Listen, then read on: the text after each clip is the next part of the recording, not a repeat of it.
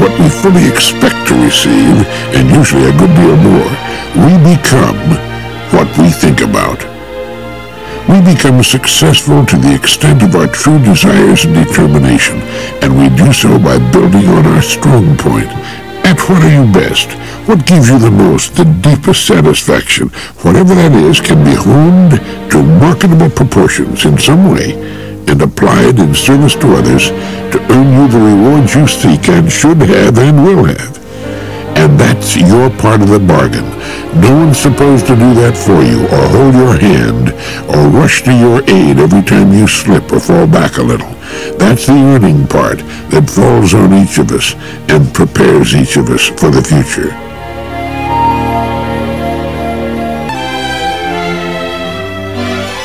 Books are filled with ideas, and ideas spur us into action.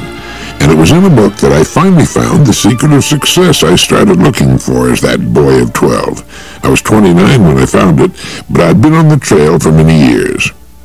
Just as a gold miner will find indications that he's looking in the right places, everything I had read up to the moment of discovery had, in a way, prepared me for the truth of what I was about to see. And one day, poking about in what was then Croc and Brentano's bookstore on Michigan Avenue in Chicago, I picked up the book, Think and Grow Rich, by Napoleon Hill. The title made sense to me. If one was to grow rich, certainly it would come about as a result of thinking. I bought the book, took it home. The following weekend, I came to the secret, spelled out and needing no further description or definition. I read the words, "We become what we think about." I found much of the book archaic, but that didn't matter. The only thing that mattered was that that small book was the one I'd started looking for 17 years before. That was the book that held the secret of success. We become what we think about. Just 6 words. Now, there are more than 600,000 words in the English language, but those were the 6 I wanted to see in that particular order, and it was at that moment that I had the answer I needed. It went like this: I can determine what I think about. Therefore, I can determine what I become and what I have. Everything fell into place then, of course. People who thought about becoming lawyers became lawyers. When I was a boy in Long Beach during the Great Depression, what did the people in our neighborhood think about? To begin with, they didn't think about very much. They thought about getting by on minimums as best they could.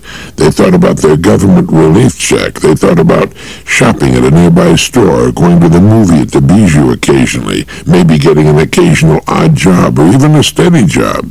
And that was the end of it. Their lives had been mirrors of their thoughts. They had quit learning too soon. They were using the astonishing human brain and body for mundane, ordinary tasks, or for doing nothing with them at all. They were looking for ways to save money instead of earning money. We didn't ride, we walked, except for an occasional bus or streetcar ride, which I never failed to enjoy. When my trousers developed a hole in them, we didn't think of ways in which we might buy a new pair of trousers. We thought in terms of mending the hole, and the pants became what we thought about, mended pants. So did socks. The other day I received a letter from a Rabbi Stephen Rubin of Tarzana, California. With his letter were 2 talks he had delivered to his congregation. One of them was titled, "You Already Know the Secret." In his letter to me, he says, "The talk entitled You Already Know the Secret was in many ways inspired by your own messages, and I'm sure you'll recognize many of the quotations that you've used in the past." And in his talk to his congregation, the rabbi says, "Yes, I did discover the secret of success, and it led me to explore the thoughts of authors, poets, philosophers, prophets, sages, and a host of teachers of our time and ages past to discover what each of them believed about the secret of success." What I discovered, he goes on to say, was astounding. I found an abundance of wisdom as ancient as our 3,000-year-old Torah and as modern as 20th century science.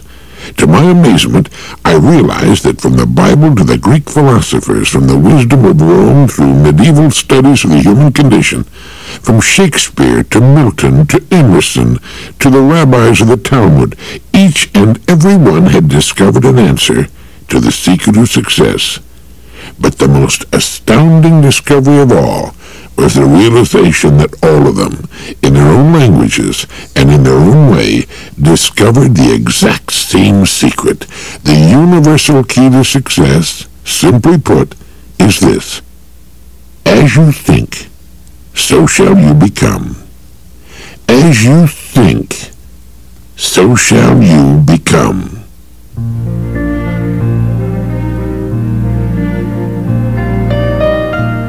When the American team of mountain climbers conquered Mount Everest, an interesting bit of information filtered out.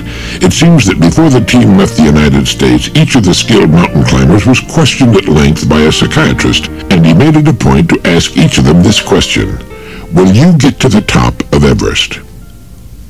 As he did, he found each of them answering with enthusiasm with lines such as, "I'm going to do my best," or "I'm sure going to try," or "I'm going to work at it."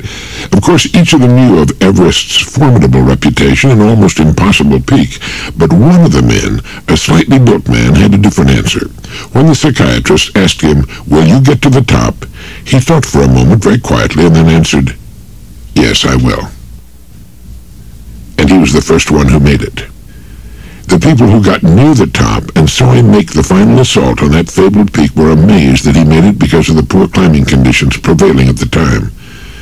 Yes, I will. I suppose those three small words, quietly spoken or silently resolved, have been responsible for more human achievement than all the other words in the English language. At sales conventions, salespeople are sometimes asked to set their own production goals for the year ahead. Sometimes each salesperson is given 2 cards on which he writes down the amount of business he'll sell during the next 12 months. One card is handed in, and he keeps the other. In the case of many of the salespeople, the amount they write down is really nothing more than what they would like to sell, if everything goes all right, if business conditions stay that way, if they get lucky, and if other interests don't come along and get them off the track. But for a few in each group, the figure they write on their cards represents what they have made up their minds to really accomplish. It is the irreducible minimum that they'll settle for, and by the end of the year, despite economic conditions or anything else, they will have sold that amount or more.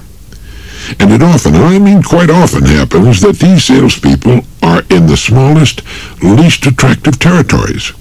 They're not smarter than their colleagues. They're just people who take the business of being true to themselves seriously. They have determination and endurance, and they wind up winning all the marbles. They also wind up moving ahead in their companies and finally find themselves with the best, highest-paid jobs, while the other salespeople are still writing down production figures they don't take seriously and wondering how old Charlie got to be vice president in charge of sales. They should learn 3 quietly spoken words. Yes, I will. And they'd find themselves getting lucky. They'd find themselves selling more, making a lot more money, and having a lot more fun doing it. Nothing in the world will take the place of persistence, and there isn't a record in the world that will not be broken by it. And it all comes from an individual coming face to face with himself and saying, "Yes, I will."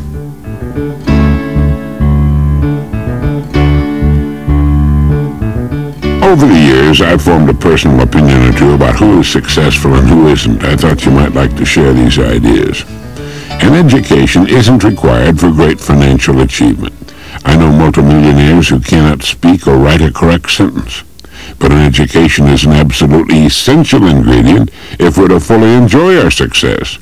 And taking people as a whole, it's the educated segment which tends to succeed, while the uneducated, who outnumber the educated about 19 to 1, tend to fail, not just financially, but in the other important categories as well.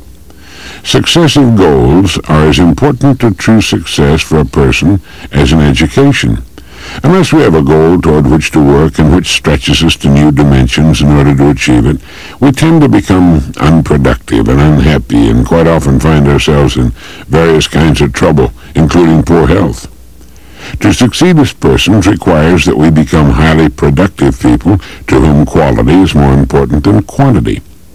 Truly successful people are maturing people who grow more productive and more interesting as they get older. They never run out of interesting and challenging things to do. Successful people have and continue to develop a sense of humor. They seldom take themselves seriously, but they take their work seriously. They tend to be easygoing, easy to talk to, comfortable people who believe that ostentation and putting on airs are signs of mental immaturity. Successful people make the world go round. They, and not the masses who are quick to assume the credit, are the minority that bring us the great innovations and inventions that have helped us cope and adjust to change. They're the innovators, the curious, the questioning, the excited people of the world, and without them we'd still be walking about naked in the forests and scratching for nuts and roots. I'm sure you can add important qualifications to that little list. There's long been a crackpot theory that in order to be great one must be slightly cuckoo, a neurotic, or even psychotic person, and history's replete with such examples which are presented as proof. But such people tend to be seriously crippled and lopsided. They might achieve significant heights in a particular field, but fail in all the other important human categories. In my opinion, and the opinions of many modern experts, such as the late Maslow and Carl Rogers, the really successful people tend to succeed in most categories outside their work as well. They tend to be good family men and women, good at sports, with wide-ranging interests and enthusiasms. Maslow called them the self-actualizing people because they seem to have the talent or knack of bringing more of their true capacities to the surface. And far from being neurotics, they're often superbly balanced and quite happy people. Everyone has his own definition of what constitutes success. These ideas are mine. Successful people are people who don't allow themselves to get in their own way. Their thoughts go outward. They don't pay much attention to themselves.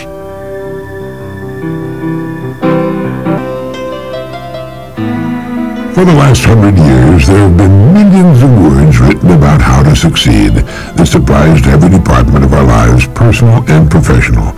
They've told us how to walk, how to smile, how to be enthusiastic. Our magazine, newspaper, radio, and television media tell us how to smell good, glow with health, and keep young looking. Well, fine, that's all great. We all want to sell ourselves to those who are important to us, our families, our friends, our bosses, our co-workers, and our customers. Over the past years, I've made hundreds of speeches to sales and business groups of all kinds in just about every state in the union. And I've made it a point to talk to every top-flight business person or salesperson I've met. I've taken enough notes to fill a good-sized garage trying to draw a composite picture of the really outstanding, successful person. I've talked to old-timers and young ones, fat ones and skinny ones, extroverts and introverts. Incidentally, you might be interested to know that a very big percentage of the really successful people I've met are miles from being the hearty, bluff, backslapping, give me the microphone, I want to say a few words kind of people. Instead, they're just very nice, warm, friendly people with homes and kids who decided they wanted more out of life than the average person. So, as the experts say, I've made a survey, and you'll be a little surprised, maybe, by what I've uncovered.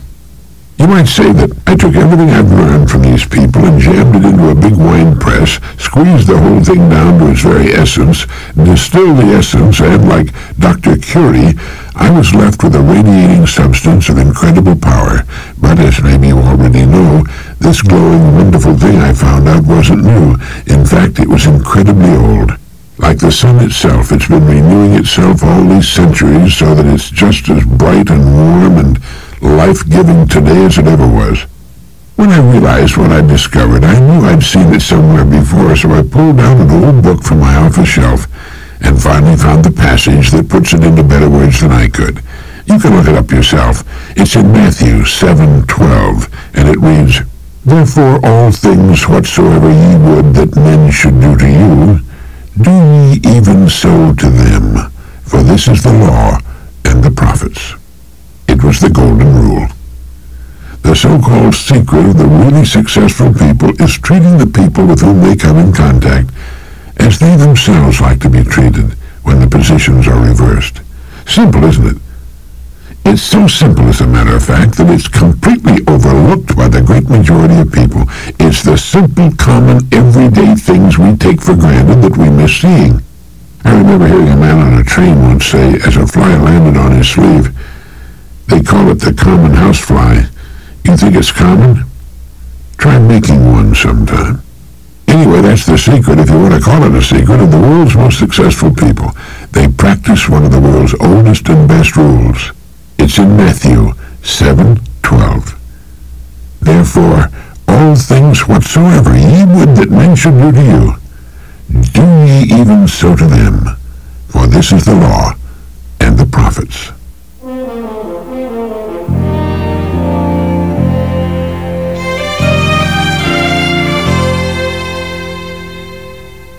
Yes, we become what we think about, but the thinking is up to us, and the degree to which people regularly underestimate their capacity for accomplishment is immeasurable. We think nothing of the accomplishments of others. That is, what others do we take in stride, but when it comes to setting goals for ourselves, we tend to play things outrageously safe, and thus remain within limits embarrassingly small, especially if there's some sort of maintenance program in effect. That is, if we have a job, though its real demands upon us are minimal, we'll usually shut down any other efforts to prepare ourselves for, number one, a much better, more interesting kind of work, two, any sudden emergency that might develop. I remember watching a television news program in which laid-off workers of a closed Navy yard were being interviewed. The announcer asked, "What are you men going to do now that the Navy yard is closed down?" The man nearest to him said, "Well, I guess we'll just have to wait for it to reopen again." Another man said, "I've worked in this Navy yard for 25 years. I don't know anything else." In 25 years, a person could learn to do heart transplants in his spare time. What were all these people doing with the 16 hours a day they were not working? What about weekends and vacations?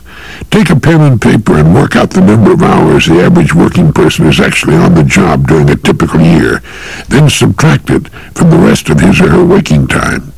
If an hour a day were devoted to learning, to anything of a valuable nature, the ending of a job would be an incidental thing or an actual benefit. And how about think time? The family provider should have emergency plans A, B, and C, at least A. Just as a platoon leader in combat must ask himself, what if the enemy attacks at night, from the rear, on Sunday morning during breakfast? The family provider should ask, and work out on that legal pad, what do we do if the company I work for goes out of business, or lets me go for any reason? And in the meantime, how about that educational program in my main field of interest?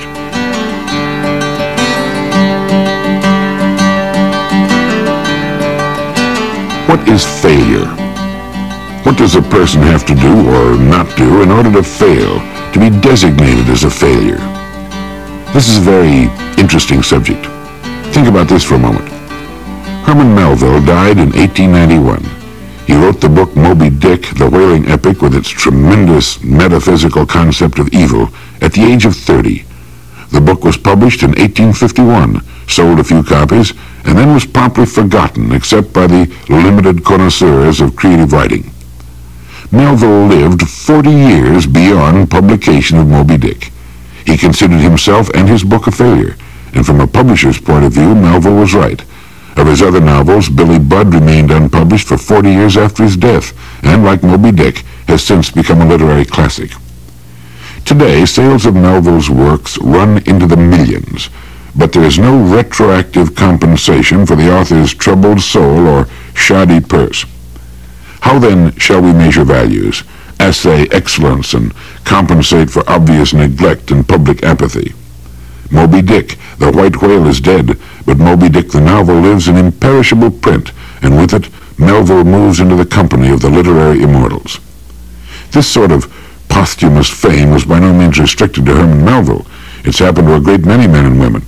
It was true of Henry Thoreau and Edgar Allan Poe. It was also true of Jesus Christ. So what is failure? Failure does not come to a person because he is not recognized by the multitudes during his lifetime. Our success or failure has nothing to do with the opinions of others. It has only to do with our opinion of ourselves and what we're doing. Getting back to Thoreau for a moment. When he had to take most of his unsold books back home from his publishers, it didn't seem to bother him at all. In fact, he made the comment that he had a library consisting of over 700 volumes, most of which he had written himself. The only person that could be called a failure is that person who tries to succeed at nothing. Success, as far as a person is concerned, does not lie in achievement. It lies in striving, reaching, attempting. Any person who decides upon a course of action he deems to be worthy of him as a person and sets out to accomplish that goal is a success right then and there. Therefore, failure consists not in failing to reach our goals, but rather in not setting one. Failure consists of not trying. And certainly Melville and all the others who were not recognized until long after their deaths were successful during their lives because of the fact that they strove all of their lives and gave to their work the best that was in them. And for every Melville that we read about, there have been millions of men and women equally successful of whom we'll never hear. People who didn't write books or try to save the world, but who in their own quiet way, in their own places, gave to what they had chosen the best that was in them.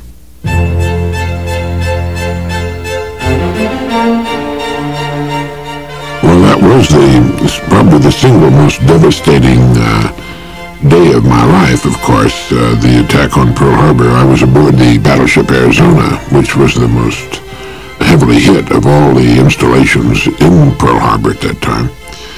That was a terrible day, of course, as we all know, and the reason I survived that happened to be where my battle station was on the ship, which was at the top of the mainmast, the aftermast. The battleship has two masts, one up forward and one aft, and my battle station was up at the top of the aftermast, which was at the control station for the secondary battery, the 5-inch guns on the ship.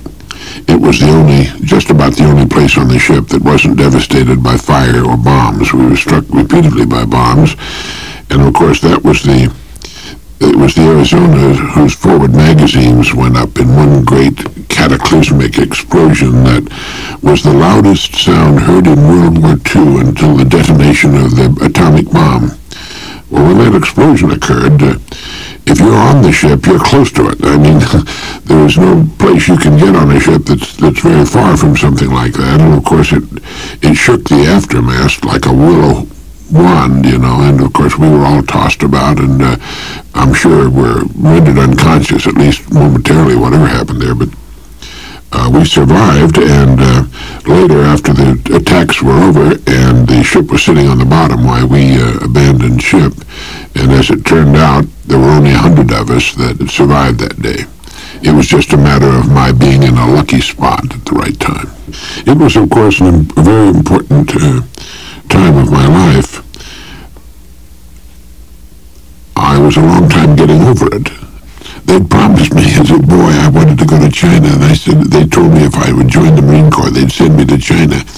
And I wanted the time in the Marine Corps to really do the kind of studying and research I wanted to do, just have the time to read and do the things I wanted to do. And of course they didn't send me to China, which turned out to be to my advantage, because if they had, I would have been a Japanese prisoner during World War II.